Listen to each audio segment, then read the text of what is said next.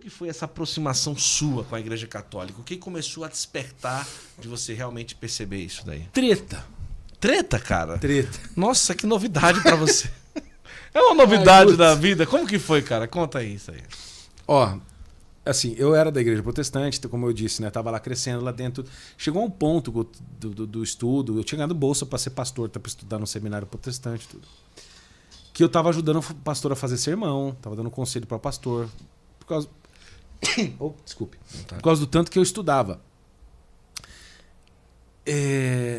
Graças a Deus, né? E tive boas pessoas também que me ajudaram a me orientar lá dentro. E dentro da nossa comunidade lá da primeira igreja batista, a igreja batista, por tradição, ela é de linha arminiana. O que é linha arminiana? Ela é uma dissidência do calvinismo, ou seja, é um protestantismo de terceira geração. Sim. Então tem Lutero, Calvino e Jacobus Arminius, né? Ou, em holandês original, Jacobus Harmensum, né? Que é dali do final do século XVI, começa o século XVII. Ele morre ali em 1613, 18, se eu não me engano. E ele surge como uma dissidência do calvinismo. É importante explicar isso porque explica toda a confusão. Quando o Jacó Arminio morreu, ele não deixou muita coisa escrita.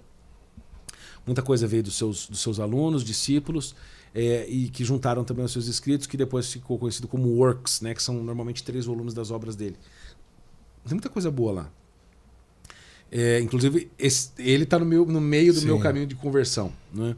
Então, quando ele morre, os amigos dele e alunos criaram um processo dentro da corte holandesa que ficou conhecido como remonstrância, ou os remonstrantes. Ou seja, o que é isso? Como o calvinismo era a religião oficial do Estado holandês, nós tivemos problema com o calvinismo aqui, Sim. Marte de Cunha Açu é fruto dessa história, dessa confusão aí. Para contestar um ponto da fé era contestar o Estado e correr risco de vida ou de morte. Então, eles criaram uma comissão oficial para apresentar questionamentos a 5 pontos do calvinismo, que eles estavam questionando. A respeito da depravação do homem, a respeito da eleição, se é condicional ou incondicional, se Cristo morreu por todos ou não, se a graça é irresistível ou não, e se a perseverança dos santos é negável ou não, ou seja, se aquele que é salvo sempre persevera ou se ele pode cair no meio do caminho. São esses 5 pontos. O questionamento deles gerou uma resposta calvinista que depois criaram os famosos 5 pontos do calvinismo, né, que em inglês é TULIP, né? Forma a tulipa, né? O acrônimo, né? Acrônimo ou acróstico? Agora eu já me perdi, acho que é acróstico, né? E aí, ou seja, eles divergiam em pontos fundamentais a respeito da doutrina da salvação. Os batistas, por tradição, são arminianos, ou seja, acreditam que é possível resistir à graça, acreditam que Cristo morreu por todos, não só pelos eleitos, como acreditam os calvinistas e hoje em dia até alguns tradicionalistas católicos de cabeça de porungo. Que Cristo derramou o seu sangue só por aqueles bonitinhos que ele escolheu, né? Bando de louco. Por exemplo, que você não pode resistir à graça. Que o homem é totalmente depravado em todos os sentidos. A sua natureza humana foi 100% destruída. Os arminianos já entendem isso diferente. Entendem como privação, não como total depravação. É uma visão muito mais católica, privado da graça, né? Que é até mais bíblico, inclusive, como expressão. E o pastor da época da igreja que eu estava participando começou a virar do arminianismo para o calvinismo. E não contou para ninguém. No púlpito ele começava a mudar o discurso. Começava a falar de eleito, dos escolhidos de Deus, do rebanho que Cristo veio buscar. E aquela conversa ficou muito estranha. Eu falei, esse cara tá virando a casaca. Só que eu já estava virando a casaca. Eu já estava virando arminiano. E ele começou a virar calvinista. Ou ele já era e daí começou a sair né? Só que a igreja, no cartório, na confissão de fé do cartório registrado que eu tenho em casa, timbrada pelo cartório, eu fiz isso. Aliás, estou dizendo publicamente agora. Meu Deus. Está na minha casa. Está autenticado. Diz lá que eles são arminianos. E eu comprei uma briga na igreja com outras pessoas. Mas assim, deu demissão de 6 dos 7 pastores a briga. Nossa.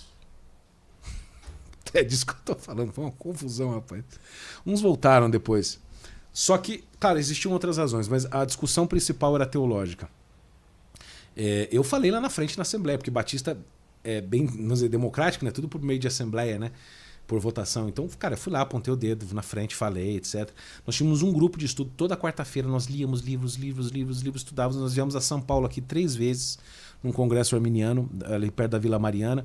Eu encontrei, fiquei amigo depois desse filósofo e teólogo americano, que ele é arminiano, o Jerry Walls, que é curiosíssimo, os católicos deveriam conhecê-lo, porque ele é um protestante que defende o purgatório.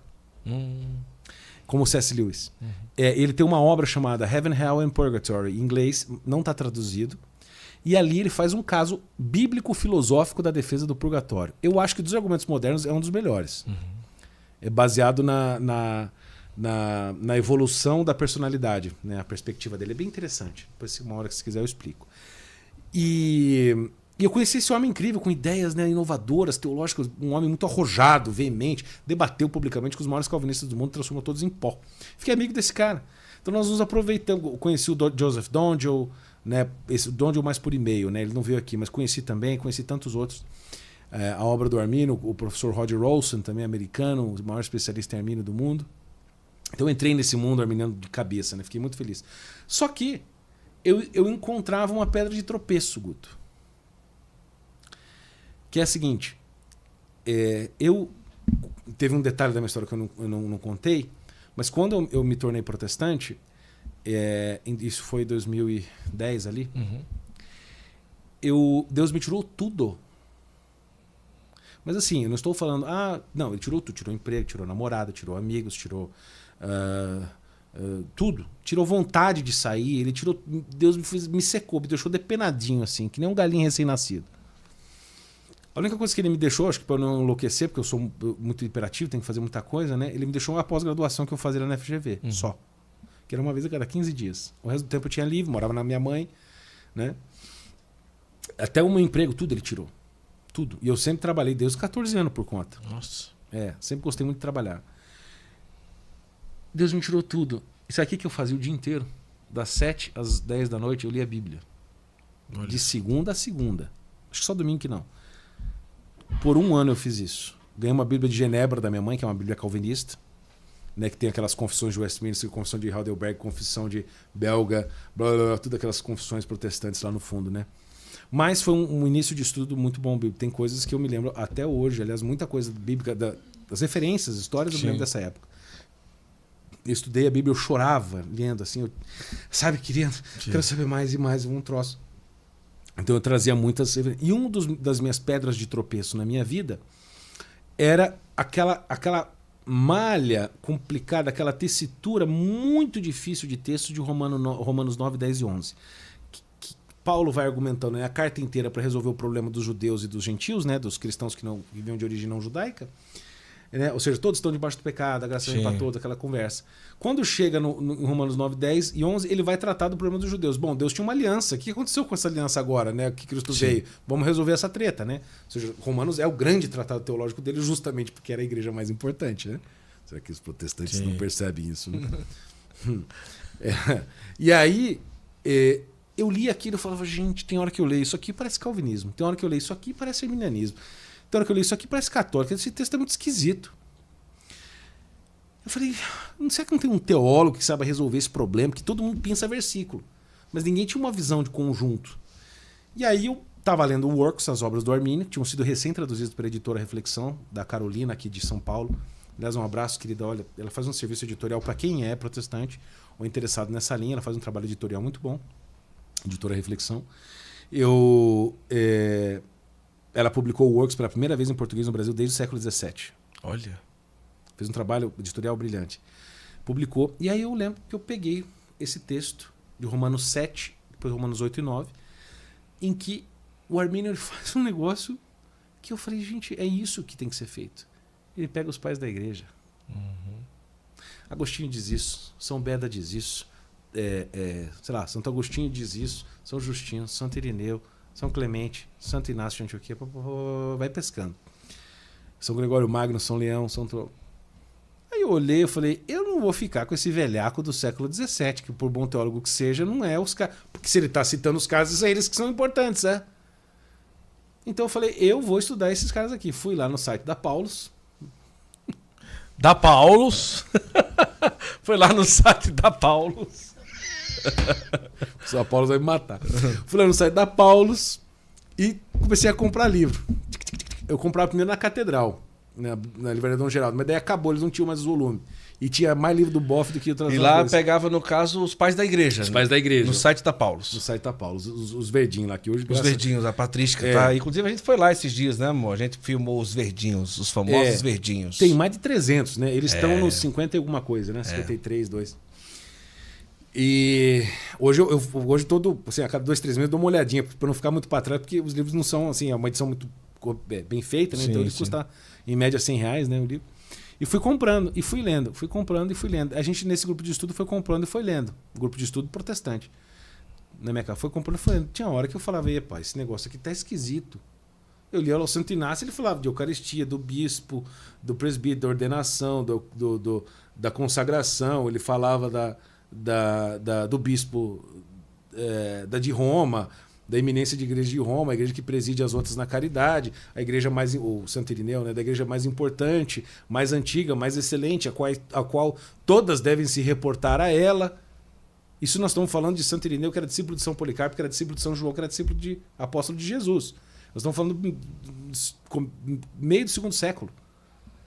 Eu falei, pô, calma aí, São Policarpo é mártir, é um santo, né? E esse cara foi discípulo de São Policarpo. Por que ele mentiria para mim sobre isso? E bom, e foram vindo as perguntas. Eu fui estudando. E uma hora eu falei, bom, eu não tenho mais o que fazer, eu preciso ser católico. E agora? Você externava no grupo isso ou ficava mais para você assim? Não, eu trazia algumas dúvidas, mas eu fiquei muito mais para mim, assim, né? Depois, em função de outras coisas da vida, a gente foi se afastando. Permaneci muito amigo. Um dessas pessoas desse grupo é um pastor protestante, que era dessa igreja. Eu frequento ainda hoje a casa dele, é um amigo meu, né? Tenho um grande amigo, ele, a esposa dele. São pessoas muito queridas.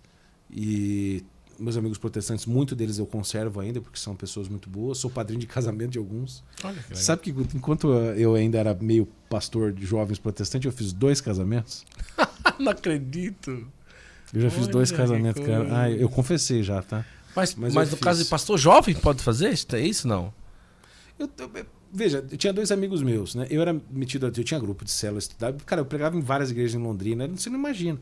E daí os caras falaram, Bernardo, a gente não é católico, não é protestante, mas a gente acredita em Deus. Você não pode fazer o nosso casamento? Era o Rafael e a Camila.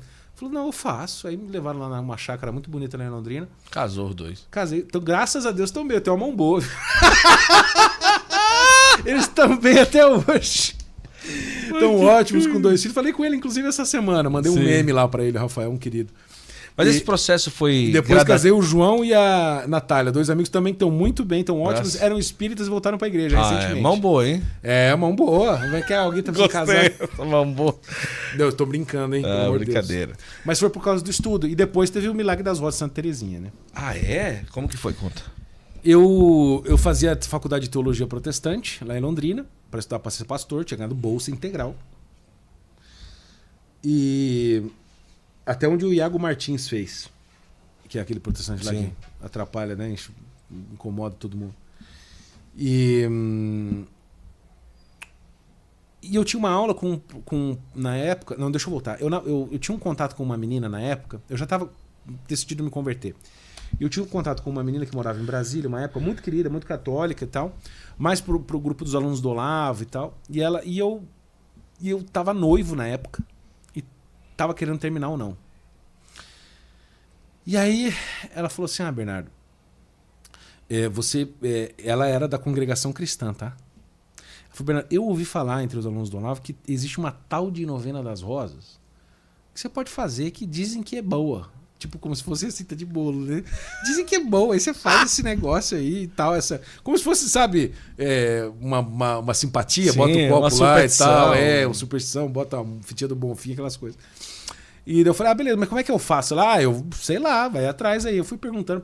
Aí eu fui lá na loja da Catedral, comprei aquele tercinho de 24 contas, né? Da Santa Terezinha, tem até hoje. Cada conta é uma rosinha roxa.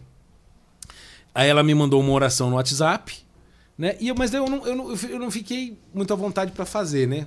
Aquela reza. Um tempo depois, algumas semanas depois, eu fui lá para Brasília e encontrei essa amiga.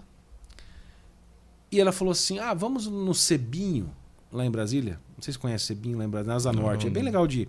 Tem um restaurante na frente e tem um sebo imenso, muito livro bom. E eu, obviamente, fui para a parte de filosofia e religião, né? Entrei lá e falei, vou dar uma olhada aqui. Pausa. Uns meses antes, voltando aqui, só para você entender a loucura. Eu já estava frequentando um padre da obra. E esse padre quase falei o nome. Esse padre me indicou 2 livros. Ele falou, Bernardo, você já leu isso, já leu aquilo do catecismo? Já leu? Cara, eu já tinha lido Denzinger, tinha lido um monte de coisa já. Ele falou, você já leu Os Padres da Igreja, do Bento XVI? Não. Você já leu Introdução ao Cristianismo? Não. Então você tem que ler esses livros. Eu estava duro na época. Cada um custava 80, 90 reais. Sim. Eu falei, não dá. Bom, isso meses antes. Volta. Meses depois eu estava lá em Brasília, no Cebim, quando eu entro na coisa de religião. Promoção de livros. Estava lá, Padres da Igreja e Introdução ao Cristianismo juntos. Nossa! R$35 para ser vendidos juntos. Estavam juntinho com uma fitinha. Sim. Qual a possibilidade disso? Né? Beleza. Comprei, levei para casa e fiquei um tempo sem ler. E nisso fazendo um curso de teologia. Aí, um tempo depois, eu falei, tá bom, eu vou fazer esse raio dessa novena. Vamos ver o que dá. Peguei lá as contas, ajoelhava na minha cama e pedia lá, né? Santa Teresinha e tal, né? Fazia oração, Santíssima Trindade, Pai, Filho e Espírito Santo, eu vos agradeço por todos os... Eu sei a novena de corpo que já fiz demais. E... Coitado de Santa Teresinha. Chegaram no céu, ela falou, rapaz, tu me deu trabalho. Ai. Bom, fiz a novena. No 9º dia, era uma sexta-feira, e eu tinha aula com o professor Stephen alguma coisa. Eu esqueci o sobrenome dele, que era um professor alemão que dava aula sobre evangelhos, sobre estilo literário. Não, sobre teologia do Novo Testamento, era isso. E aí eu tinha que dar uma aula aquele dia sobre estilo literário dos evangelhos. Sim. Eu dei a aula. Terminei, eu fui conversar com o professor e eu estava muito empolgado porque eu estava lendo o livro do Bento XVI, Introdução ao Cristianismo. Eu estava muito empolgado e eu queria mostrar um trecho para ele do livro que era muito bom, porque ele também tinha estudado em Tubinga, onde o Bento XVI foi professor. Sim. E aí eu peguei o livro, Guto, fui assim, professor Stephen, no final da aula. Meu amigo Murilo estava comigo também do meu lado, estava acompanhando toda essa história. Falei, olha aqui, ó, deixa eu te mostrar esse trecho. E eu fui fazendo assim. Quando eu fiz assim, não era a página que eu tinha que abrir. A página 143. Eu tinha que abrir na página 50. A hora que eu abri, no meio do livro, que estava guardada a mesa na minha casa e a mesa no sebo, uma pétala viva de rosa no meio. Caramba. Cheirando. Perfume de rosas. Cara, eu quase caí de joelho. Sério mesmo, quase apaguei, cara. Me deu um troço. Eu não vou falar aqui, mas eu falei um grande palavrão. Falei, sim. Porque foi um troço, cara. Me tomou conta, assim. A expressão que eu gosto de dizer é assim, eu fui engolido por um fato. Sim. Entendeu? Ou seja, o universo todo tá tramando contra mim para chegar naquele momento. Eu pegava o meu amigo Murilo e falava, você tá vendo? Eu não tô louco, né? Você tá vendo? Ele falou, tô vendo, porque ele também sabia da história. Eu falei, que loucura. Eu falei, pois é.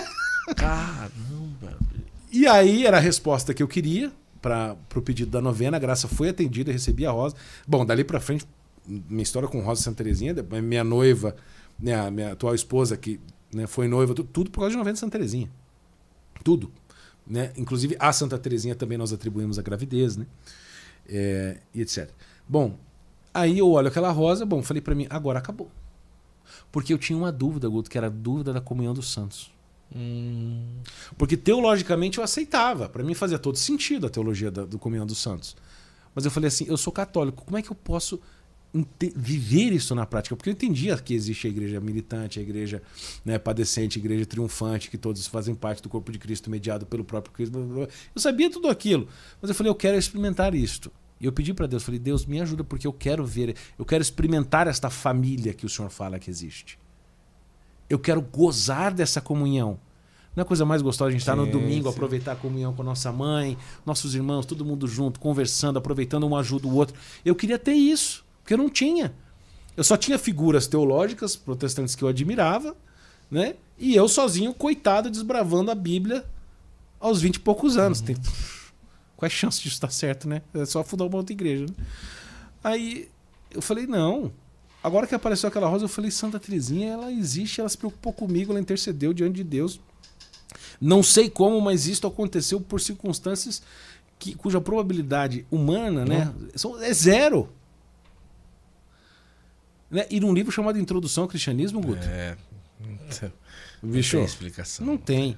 Quando eu olhei aqui, eu falei, bom, ok, case closed, assunto encerrado, agora eu preciso fazer minhas malas e ir para a Igreja Católica. Daí eu fui me preparar, o pessoal da obra me ajudou muito na época, né? A tirar dúvidas. Coitado, aquele pessoal tinha um numerário maravilhoso lá que me ajudava. Toda sexta-feira a gente se encontrava num café e eu trazia dúvidas e ele trazia respostas. Dúvidas, respostas, coisa para eu ler. Dúvida toda semana, cara, por meses. Um homem, um santo, um querido. Um abraço para ele que ele sabe quem é. E aí depois eu comecei, daí fui conversar com o padre, né?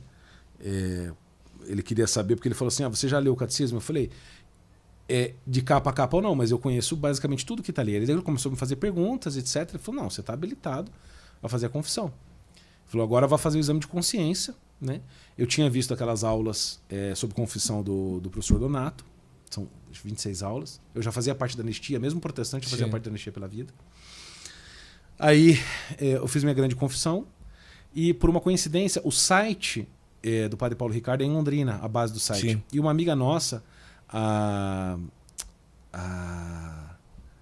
puxa, eu já estou esquecido com o nome. Ela foi casar, ela trabalhava no site na época, e o Padre Paulo veio a Londrina. E eu tinha uma amiga que trabalhava no site. E ela falou, Bernardo, você não quer tentar se confessar com o Padre Paulo? Eu falei, impossível. Você. Não, ela falou, não, o Padre Paulo está com um tempinho aqui, você não quer vir? E eu estava com a confissão pronta. Nossa. E a minha primeira confissão foi com ele. Olha. Foram 2h30. 2h30. Inenarráveis. Bom, eu tinha quase uma liturgia diária. Confissão completa de vida. Foi confissão completa. Foi confissão geral, bem feitinha. E depois ele me acolheu, uma figura muito acolhedora, me acolheu como um pai ali. Ele não me conhecia nada, né? Uhum. E me atendeu como um fiel, né? Qualquer. Tava até sem sapato ali no antigo sede do site. E depois ele tinha um quadro negro, ele me deu uma aula sobre o amor lá, que eu nunca vou esquecer. Guardei no meu coração para sempre aquilo. E isso foi dia 28 de abril. No dia 1º de abril, dia de São José Operário, eu faço minha primeira comunhão com... 1º de maio. 1º de maio, desculpa. Faço a minha primeira comunhão com o Padre Antônio Fiore, lá na capela das Irmãs de Schoenstatt, no Colégio Mãe de Deus, lá em Londrina. E cá estou. Olha só. Isso foi que ano, mais ou menos? 2016. 2016. 9 anos atrás. Então você, com pouco tempo ali, 1 ano de chegada ao catolicismo, você começa a gravar vídeos. Isso. Não, eu comecei... sobre igreja foi só em 2018, né? Ah, entendi. Foi só por ocasião do Intereclesial. Ah, entendi. Então, no caso, você gravava antes, mas não sobre igreja. Não, eu falava muito sobre geopolítica, cultura... basicamente era isso. Algumas análises filosóficas, essa questão das fundações internacionais, defesa da vida, fazia muita coisa para esse sentido. Na época, eu lembro quando eu comecei em julho de 2017, foi isso? 17? O meu primeiro vídeo no Facebook, que era o que bombava na época, foi a 450 mil views. Eu lembro que eu falei, gente, mas será que tá certo isso? Uhum. Que era um vídeo que eu falava do pessoal da Open Society Foundations, né? E fazendo uma análise, eu não lembro do que era. Eu não era no YouTube, ainda era tudo no Facebook. Depois que eu migrei para o YouTube lá em 2018. Finalzinho de 2017, aliás. Então eu fiquei conhecido por aquilo, né, no começo. Até tinha muito seguidor na época. Depois, quando eu entro no YouTube, quando começa o Intereclesial, que dá aquela confusão toda em 2018, em janeiro, eu tinha cerca de 150 mil inscritos no meu canal, 200 mil, uma coisa assim. Já não era pouco. Do YouTube? No YouTube. Falando sobre geopolítica? 150 mil mais ou menos. Era sobre política, mas mais geopolítica, análise cultural, crítica a leis estrangeiras, a influência da ONU, Unicef, essas preocupações mais assim, né? Coisas que eu gosto muito até hoje, né? E aí depois ali do Intereclesial eu senti essa missão, né, de reacender a preocupação com a teologia da libertação, que ninguém mais falava no assunto, né? O negócio estava dominando o panorama e todo mundo, né, tocando a sua vida, né? Então, eu senti aquilo como uma missão, acredito que talvez, não sei se está cumprida, mas boa parte eu conseguia reacender, né, a preocupação com esse assunto. Só para vocês terem um testemunho dessa história, muito bonito. Quando foi 2021, se eu não me engano, ainda no auge da pandemia, tudo fechado, uma coisa horrível. Eu estava no interior de Minas, eu adoro essa história. E nós estávamos celebrando uma missa clandestina, porque as paróquias fechadas, na casa de uma pessoa, tinha tido um evento, e foi uma missa na casa de uma pessoa lá muito querida. Celebrou-se a missa, ao final veio uma senhorinha me dar um abraço, muito emocionada. Fiquei meio preocupado, achei que eu tinha falado alguma coisa, boca aberta que eu sou. Daí a senhora falou, não, preciso contar rapidinho a minha história. Ela falou, eu era freira antes do concílio. Depois do concílio, por causa daquela loucura que aconteceu, né? Eu abandonei o hábito, virei leiga, casei, tive filhos, meus netos estão aqui, tá todo mundo aqui. Mas eu abandonei a igreja. E ela falou, e foi através do teu canal e do teu trabalho que eu entendi o que era a teologia da libertação. E eu percebi que a igreja que eu abandonei não era católica. Mas eu abandonei uma versão que me apresentaram da igreja que me decepcionou. E quando você me mostrou aquilo, eu voltei para a igreja aos 80 anos. Ela falou, e hoje eu frequento a missa todo dia, eu rezo o terço, todo mundo aqui, meus netos hoje são todos católicos. Eu queria agradecer com os olhos cheios de lágrimas. Olha só. Eu falo, cara, assim, testemunhos como esse, Guto, eu recebo aos potes. Aos potes. Eu guardo isso pra mim. Porque tem hora que a gente sofre muito, né? Se você lida com comunicação, você sabe muitas vezes o peso que acontece, né? Uma certa solidão, muitas vezes. Por isso que eu sempre busco me cercar muito de pessoas, né? Isso é um combustível pra mim. De ver o quanto esse combate traz as pessoas pra igreja. Porque mostra o amor e o zelo que a gente tem. É como, por exemplo, você veja, você passa lá no Vaticano, né? Você vê guarda por todo lado. Guarda suíça. Você tem a polícia italiana, a polícia. Sim. Aí você tem a guarda suíça e você tem os carabinieri, que é uma espécie de polícia militar, né? Polícia civil, polícia militar e a guarda especializada do Vaticano, e ainda tem a gendarmeria. São 4 jurisdições de força de segurança num só país, que é uma praça e meio quilômetro quadrado. É uma loucura jurisdicional. Mas tudo por quê? Porque eles estão guardando algo muito importante. A sé da igreja. E, obviamente, em primeiro lugar, o Santo Padre. Né? Então, e aquilo atrai o mundo. Ou seja, quando você tem um cofre muito grande, isso chama a atenção. Né? Ou quando você tem um país que se arma para se proteger, né, com essa história toda de Israel, né? É um país desse tamanho, do tamanho de Sergipe, que luta contra aquele mundo inteiro árabe em volta dele. Se arma por quê? Porque eles querem defender um tesouro. Né? E o fazem. Então, quando as pessoas veem, não só em mim, mas em tantos outros, né, que existem, que defendem, que falam sobre a fé, que muitas vezes, né, eu confesso que a gente pode às vezes exagerar na nossa forma de apresentar as coisas, né? Mas as pessoas veem nisso um tesouro por trás. E isso chama a atenção. O que eu tenho de protestante que se converte, mas assim, não está no gibi. É muito mesmo. Eu tenho um grupinho de catequese na minha casa já há 4 anos. A gente começou na pandemia também.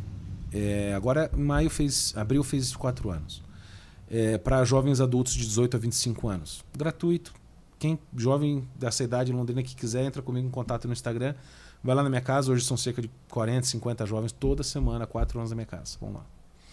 E eu dou aula de catequese para eles. Mas assim, não é uma catequese pegando o catecismo ponto a ponto, né? Sim. Eu pego grandes temas e a gente vai trabalhando. Pega uma encíclica, ou pega, por exemplo, o Pai Nosso. A gente estudou o Pai Nosso em 10 aulas de 2 horas e meia. Então pego tudo que a igreja já falou, a gente mastiga ali com calma, né? Pega um grande tema, né? Como por exemplo a Carta aos Romanos. Nós lemos ela inteirinha, de cabo a rabo, versículo a versículo, comentando. Foi um semestre inteiro disso.